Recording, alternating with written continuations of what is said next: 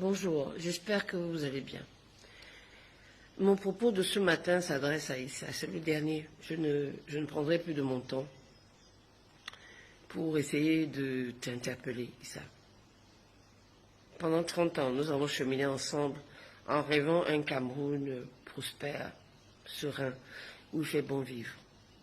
Nous avons été tous les deux dans les années 90 au plus profond de l'opposition. L'opposition radicale, on va dire. Pendant que tous ceux qui s'agitent aujourd'hui là étaient en train de vaquer à leurs occupations et peut-être de grandir, toi et moi nous étions sous le feu de l'action. Avec évidemment les résultats qu'on connaît. Par la suite, lorsque nous nous sommes concertés, toi, moi et d'autres camarades, nous avons convenu que pour être efficace, il valait mieux se rapprocher du pouvoir. C'est pour ça que des gens comme toi sont devenus ministres dans le gouvernement de Paul Biya, dans le gouvernement où tu as été ministre des Transports.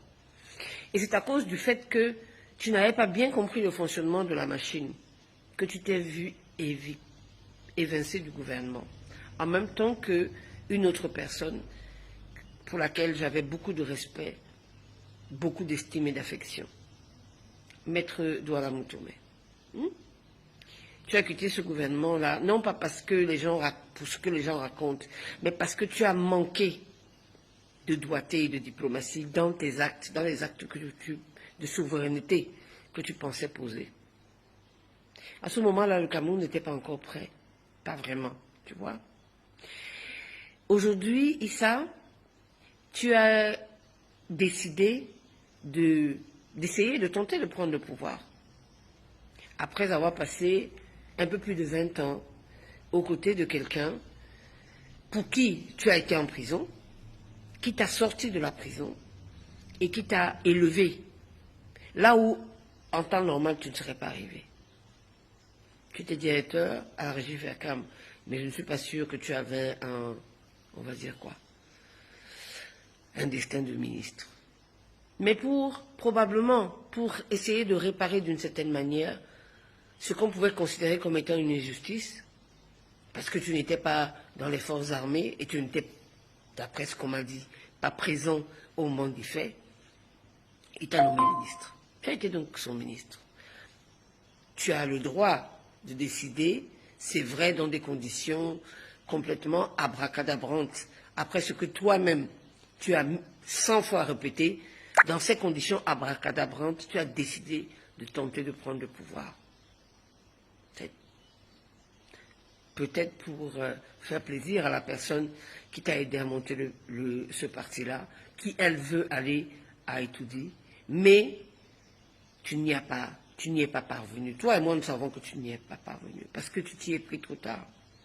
À 79 ans, déclencher une telle opération à 3 ou 4 mois, c'est quasiment impossible de la réussir, surtout quand on a face à soi la machine qui est le parti sur lequel s'appuie ton adversaire principal.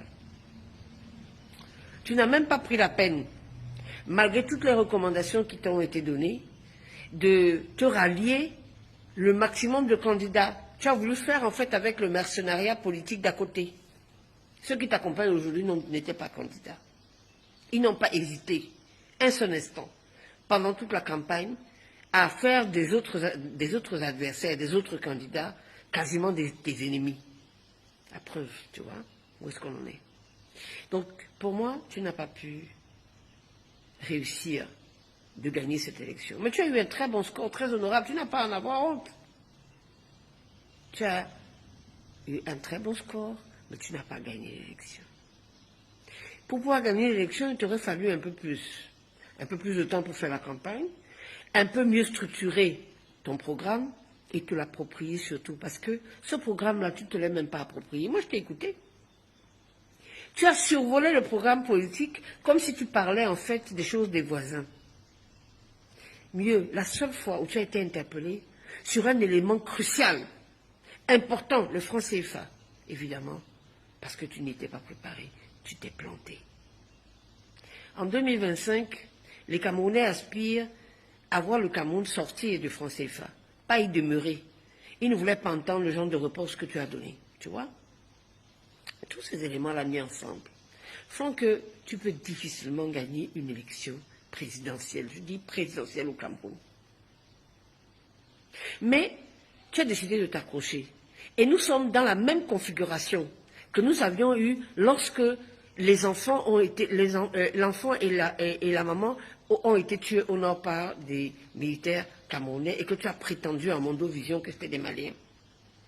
Je t'avais interpellé en te disant que, enfin, sois moins péremptoire. Tu m'as dit qu'en fonction des enjeux, le mensonge est nécessaire.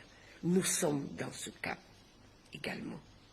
Tu t'es donné pour objectif de prendre le pouvoir et tu penses que l'enjeu suffit pour couvrir tous les mensonges. Issa, tu as inauguré autre chose. Tu as inauguré la falsification des PV.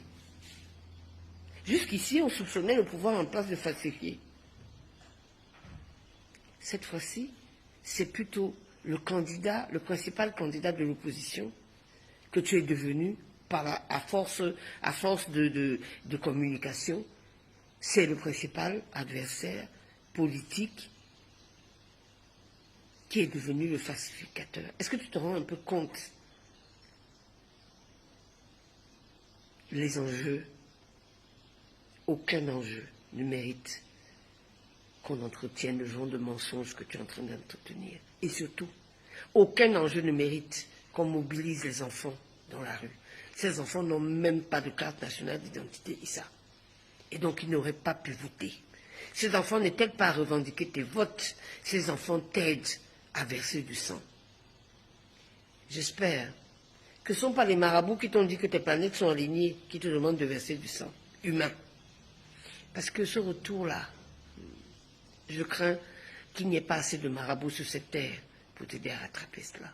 C'est pourquoi pour la dernière fois, la toute dernière, il n'y en aura pas une autre, je t'appelle à cesser toutes ces manœuvres, à redevenir le politique que tu as été, celui de la cohésion, celui de l'apaisement et de la paix. Tu es deuxième, tu as meilleur score que tous ceux qui t'ont précédé, bravo, mais tu ne peux pas avoir gagné l'élection. Félicite ton adversaire, qui à 92 ans, accompagné d'une équipe de jeunes, parce que ce n'est pas lui qui a organisé l'élection, c'est lui qui est à la manœuvre, c'est lui qui donne les instructions, mais l'implémentation, ce sont les jeunes qui l'ont fait, qui l'accompagnent. Félicite cette équipe qui a battu la tienne, parce qu'elle est plus professionnelle, elle a une meilleure maîtrise du terrain, elle a une meilleure connaissance de notre environnement et des vrais besoins des Camerounais. Félicite-les et passe à autre chose. Voilà, j'en ai terminé. Je te souhaite une bonne journée et crois-moi, peu m'importe que les petits sagouins qui t'accompagnent aujourd'hui montent au créneau et poussent des cris d'orfèvre. Je n'en ai cure. Ce qui m'intéresse, c'est qu'aucune goutte de sang de Camerounais ne puisse couler à cause de cette histoire d'élection que tu n'as pas gagnée. D'accord? Bonne journée.